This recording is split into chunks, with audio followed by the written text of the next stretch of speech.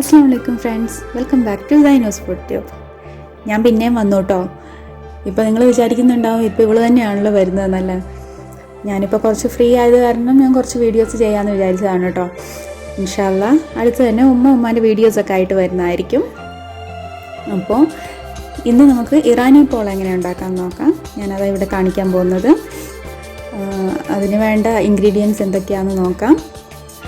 അതിന് മുന്നേ വീഡിയോയിലേക്ക് പോകുന്നതിന് മുന്നേ സബ്സ്ക്രൈബ് ചെയ്യാത്തവരുണ്ടെങ്കിൽ സബ്സ്ക്രൈബ് ചെയ്യുക. വീഡിയോസ് ഷെയർ ചെയ്യാനും ലൈക്ക് ചെയ്യാനും മറക്കല്ലേ. നിങ്ങളുടെ അഭിപ്രായങ്ങൾ കമൻറ്റ് ചെയ്യാനും മറക്കരുത് കേട്ടോ. അപ്പോൾ നമുക്ക് റെസിപ്പീസിലോട്ട് പോവാം.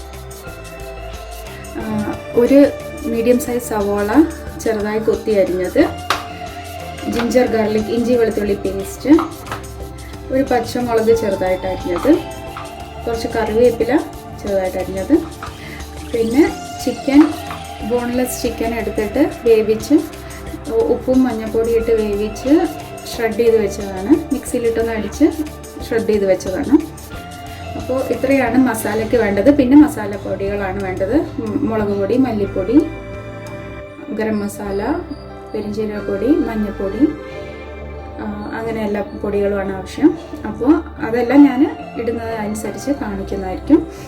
അപ്പോൾ നമുക്ക് ആദ്യം മസാല എങ്ങനെ ഉണ്ടാക്കാമെന്ന് നോക്കാം. അപ്പോൾ അതിന് വേണ്ടി ഒരു പാന് അടുപ്പിൽ വെച്ച്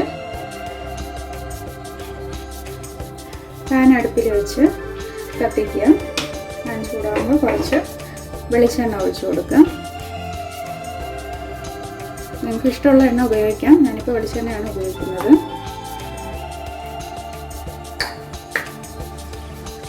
എണ്ണ ചൂടായി വരുമ്പോൾ നമുക്ക് അരിഞ്ഞു വെച്ചിരിക്കുന്ന സവോള അതിലേക്ക് ഇട്ട് കൊടുക്കാം.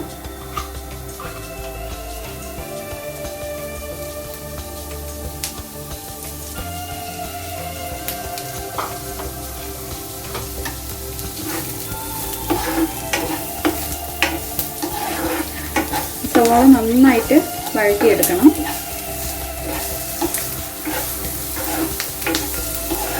ഞാൻ ഒരു മീഡിയം സൈസ് സവാളയാണ് എടുത്തിട്ടുള്ളത്. ഒരുപാട് സവാള ആയാലും മസാലയ്ക്ക് ടേസ്റ്റ് കാണില്ല.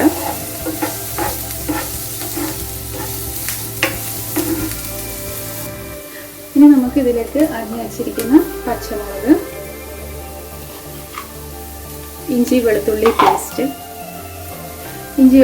പേസ്റ്റ് ഇതെല്ലാം ചേർത്ത് കൊടുത്ത് നന്നായിട്ടൊന്ന് ഇളക്കിയെടുക്കാം. നന്നായിട്ടൊന്ന് മിക്സ് ചെയ്യണം. കറിവേപ്പില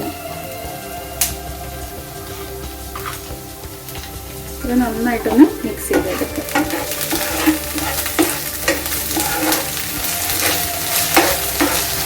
നന്നായിട്ട് വഴറ്റിയെടുത്തിട്ടുണ്ട്. നമുക്ക് ഇതിലോട്ട് ആവശ്യമുള്ള മസാലകളെല്ലാം ചേർത്ത് കൊടുക്കാം. ഇതിലേക്ക് ഇനി ഒരു 1/4 ടീസ്പൂൺ മഞ്ഞൾപ്പൊടി ചേർത്ത് കൊടുക്കാം.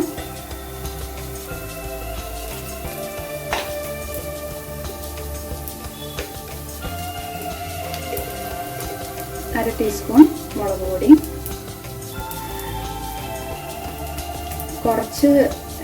മസാല കുറച്ച് എരിവിലാണ് വെക്കുന്നത്. കാരണം ഇതൊരു ബ്രെഡ് ടൈപ്പിലായിട്ടാണ് വരുന്നത്. ലാസ്റ്റ് അതിനകത്ത് ഫില്ലിംഗ് ടൈപ്പിലായിട്ടാണ് വരുന്നത്. അപ്പോൾ എരിവ് ബാലൻസ് ആവണമെങ്കിൽ ഇതിൽ മസാലയിൽ കുറച്ച് എരിവ് ഉണ്ടാകുന്നത് നല്ലതായിരിക്കും. എരിവ് ഇഷ്ടമുള്ളവർക്ക് കുറച്ച് 1/4 ടീസ്പൂൺ ഗരം മസാല പൗഡർ,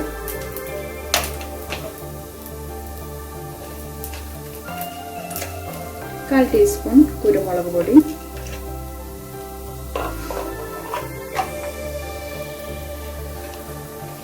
കാൽ ടീസ്പൂൺ പെരിഞ്ചീരകപ്പൊടി. ഇത്രയും ചേർത്ത് കൊടുത്ത് നന്നായിട്ടൊന്ന് മിക്സ് ചെയ്തെടുക്കാം.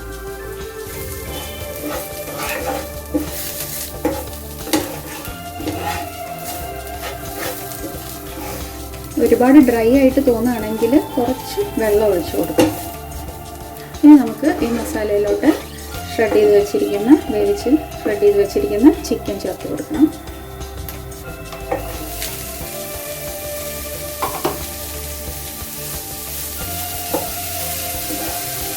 ഇതിന് നന്നായിട്ടൊന്ന് മിക്സ് ചെയ്തെടുക്കണം.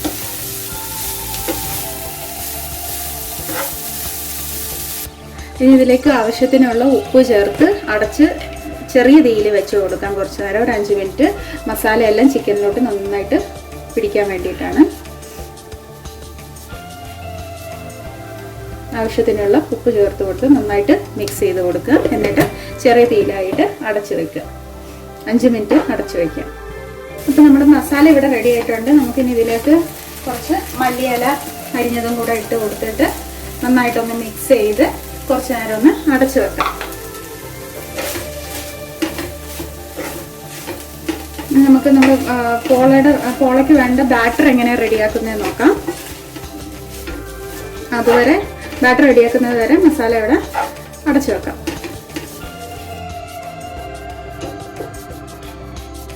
ഇനി ഇതിൻ്റെ ബാറ്റർ എങ്ങനെ ഉണ്ടാക്കുന്നതെന്ന് നോക്കാം. അതിനുവേണ്ടി ഞാനിവിടെ 1.5 കപ്പ് മൈദ എടുക്കുന്നുണ്ട്.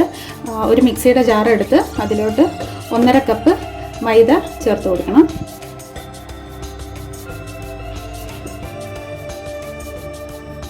ഇനി ഇതിലേക്ക് 2 കോഴിമുട്ട പൊട്ടിച്ചൊഴിച്ച് കൊടുക്കണം. ഇനി ഇതിലേക്ക് 1.5 കപ്പ് പാല് ചേർത്ത് കൊടുക്കാം.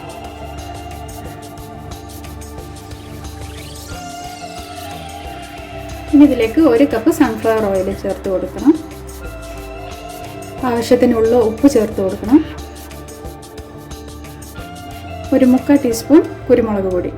ഇത്രയും ചേർത്ത് നന്നായിട്ടൊന്ന് അടിച്ചെടുക്കുക.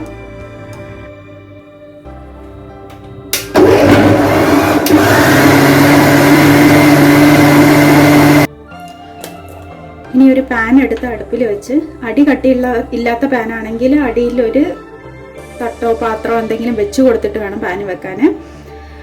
അല്ലെങ്കിൽ ഡയറക്റ്റിൽ വെക്കാം. ഇപ്പോൾ ഒരു പാൻ എടുത്ത് അടുപ്പിൽ വെച്ചിട്ട് അതിൽ കുറച്ച് നെയ്യ് തൂവി കൊടുക്കാം. നമുക്ക് ഇത് പെട്ടെന്ന് വിട്ട് കിട്ടാൻ വേണ്ടിയാണ്.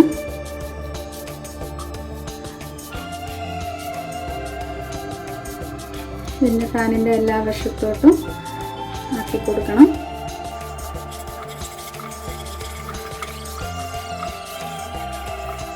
പാൻ ചൂടായി വരുമ്പോൾ നമുക്കിവിടെ നേരത്തെ തയ്യാറാക്കി വെച്ചിരിക്കുന്ന ബാറ്റർ പകുതി ഒഴിച്ചു കൊടുക്കാം.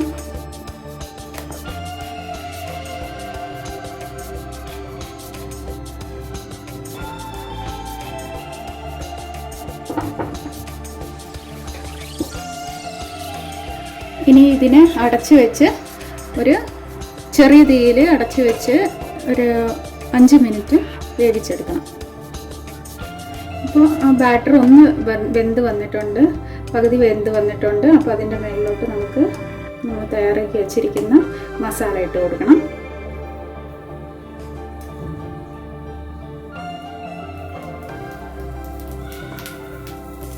മസാല എല്ലാം നന്നായിട്ട് വെച്ചതിന് ശേഷം ഒരു 2 മിനിറ്റ് ഇതിനെ ഒന്ന് അടച്ചു വെക്കണം.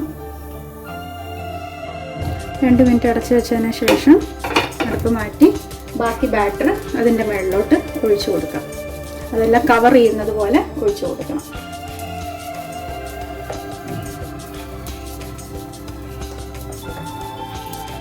ഇതുപോലെ നന്നായിട്ട് മസാല ഫുള്ള് കവറാവുന്ന പോലെ ബാറ്റർ മുഴുവനായിട്ട് ഒഴിച്ചു കൊടുത്ത് അടച്ചു വെക്കുക. ചെറിയ തീയിൽ തന്നെ അടച്ചു വെക്കുക.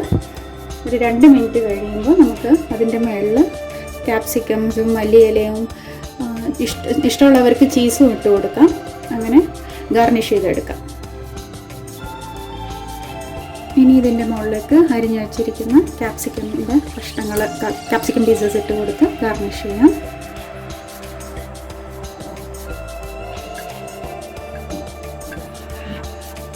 പല കളർ ക്യാപ്സിക്കംസ് ഉണ്ടെങ്കിൽ അങ്ങനെ ഇട്ട് കൊടുക്കാം. എൻ്റെ കയ്യിൽ ഇപ്പോൾ ഗ്രീൻ മാത്രമേ ഉള്ളൂ, അതുകൊണ്ട് ഞാനത് മാത്രമേ ഇട്ട് കൊടുക്കുന്നുള്ളൂ.